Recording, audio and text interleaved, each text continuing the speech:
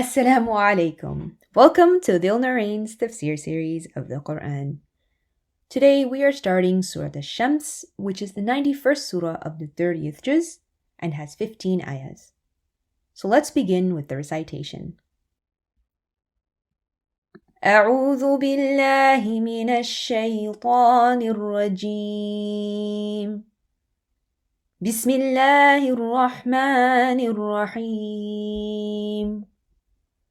والشمس وضحاها والقمر إذا تلاها والنهار إذا جلاها والليل إذا يغشاها والسماء وما بناها والأرض وما طحاها ونفس وما سواها فألهمها فجورها وتقواها قد أفلح من زكاها وقد خاب من دساها كذبت ثمود بطغواها إذ انبعث أشقاها فقال لهم رسول الله ناقة الله وسقياها فكذبوه فعقروها فدمدم عليهم ربهم بذنبهم فسواها ولا يخاف عقباها. In this surah, we start with many oaths for us to think about, and Allah subhanahu wa ta'ala points to many different things of His creation for us to think about their reality and for us to think about how important they are. So we start with the first ayah, وَالشَّمْسِ وَضُحَاهَا, by the sun and its brightness, and the way that it brightens the entire day and the light of the sun. And this is something that every person on this earth can understand. The shams, the sun, and its brightness. Let's go to the next ayah. وَالْقَمَرِ إِذَا تَلَاهَا, and the moon when it follows it. So the moon also is accessible and can be seen to everybody on this earth, and it comes in the night when the sun goes down. Ayah number 3 and 4. وَالنَّهَارِ إِذَا جَلَّاهَا وَاللَّيْلِ إِذَا يَغْشَاهَا, and the day when it displays and everything is lit up, and the night when it covers. So the word jalla, when it's talking about, gives brightness and brilliance to something. So the day comes and gives us brightness, and everything that was hidden in the quiet dark is now made apparent. You can see everything. And the night, with all its darkness, covers up everything. So it's very hard to see unless you have some other light or lamp. But the night covers it up with its darkness. But there's more. وَالسَّمَاءِ وَمَا بَنَاهَا, and the sky, and the one who made it.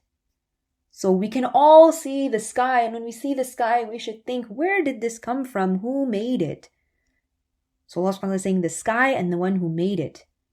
وَالْأَرْضِ وَمَا طَحَاهَا, and the earth and the one who spread it. So the sky and the earth, also things that everybody can see, and it all leads back to Allah subhanahu wa ta'ala, who is the one who made all of these possible. So we're asked to look up at the sky and use our imagination to think about the power of Allah, of such a flawless sky, and the way that it's made. And then look down onto your feet and look at the earth that you stand on, and how it's so vast and spread so far and wide, how many things exist on this earth. So look at all of these things around you.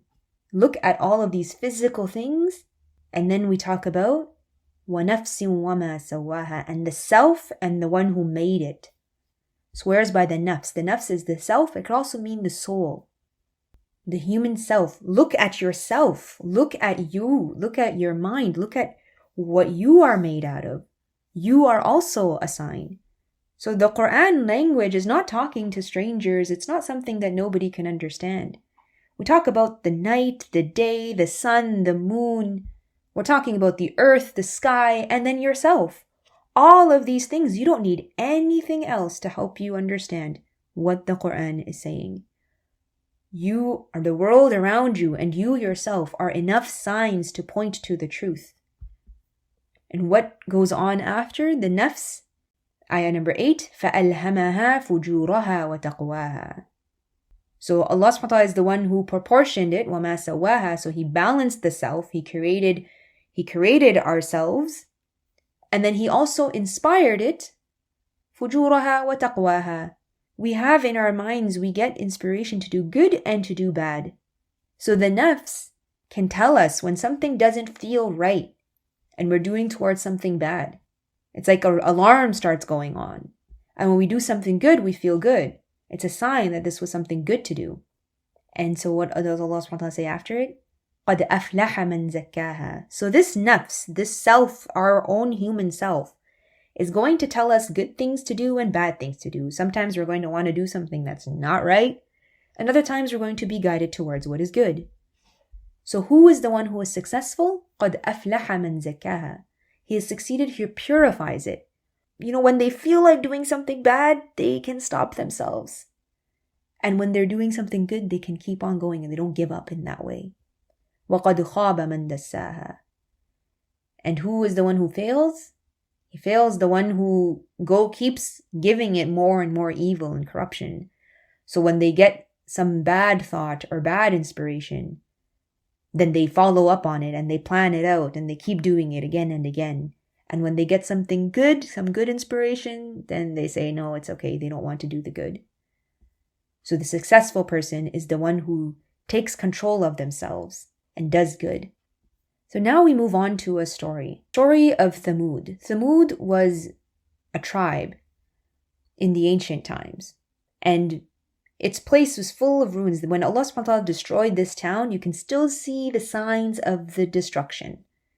The people of Thamud before were sent Prophet Salih, who tried many times to help his people come to this purification, come to the goodness, to believe in Allah, but they rejected his message. And they threatened him and they mocked him. So Allah subhanahu wa ta'ala is telling us about his story now. كَذَّبَتْ ثَمُودُ بِطَغْوَاهَا. Thamud, the people of Thamud, denied بِطَغْوَاهَا, and they went beyond the limits. They were in doubt of Allah, and they did not follow the example of the Prophet that was sent to them. إِذِ انْبَعَثَ أَشْقَاهَا. When they used to send forth the people who were not doing good and were the enemies of the Prophet. And the Prophet Salih would say to them, reply to them, فَقَالَ لَهُمْ رَسُولُ اللَّهِ نَاقَةَ اللَّهِ وَسُقْيَاهَا. The Messenger of Allah would say to them, don't harm this camel and prevent her from drinking from the water. So Allah subhanahu wa ta'ala showed the people of Thamud, because they were mocking the Prophet, they didn't believe in the Prophet, Allah subhanahu wa ta'ala gave them a miracle and made a she-camel appear from the rock. They saw it with their own eyes.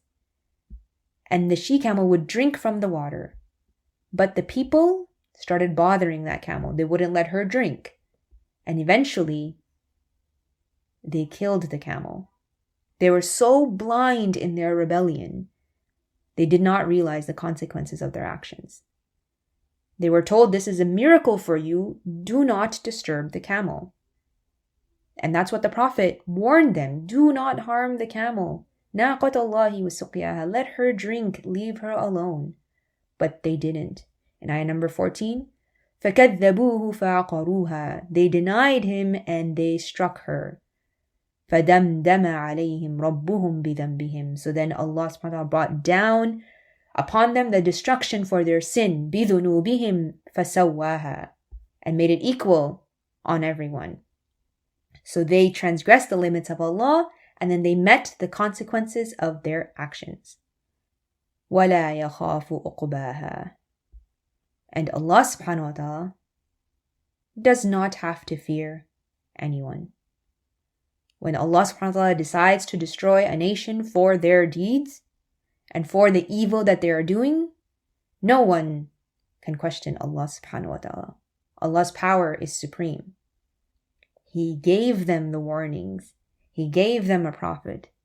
And when they insisted in their denial, then Allah subhanahu wa ta'ala فَدَمْدَمَ عَلَيْهِمْ رَبُّهُمْ بِذَنْبِهِمْ. Because of their sins, the punishment came upon them. So this is a lesson for all of us humans. We should fear the consequences of our actions because we have to answer to Allah subhanahu wa ta'ala. And Allah subhanahu wa ta'ala is the supreme authority and power. And no one asks Allah. We are asked by Allah. So some very important lessons from Surah Ash-Shams is think about yourselves and think about the world around you and take a look inside yourself. When you do good, do you feel good? When you get an evil thought, do you control that thought?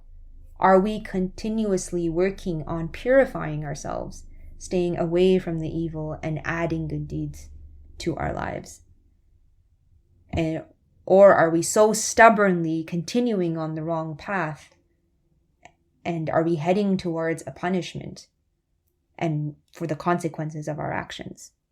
So we ask Allah subhanahu wa ta'ala to make us amongst the salihin, the righteous people, and bless our souls with true taqwa. There is a dua, Allahumma ati nafsi taqwaha wa zakkiha anta khayra man zakkaha anta waliyuha wa mawlaha. O Allah, give my soul its good. You are its guardian and master, and give it the best so that you can purify it. We ask Allah subhanahu wa ta'ala to purify and help us purify our souls. And that is the end of Surah Ash-Shams. Jazakallahu khair. Assalamu alaikum wa rahmatullahi wa barakatuh.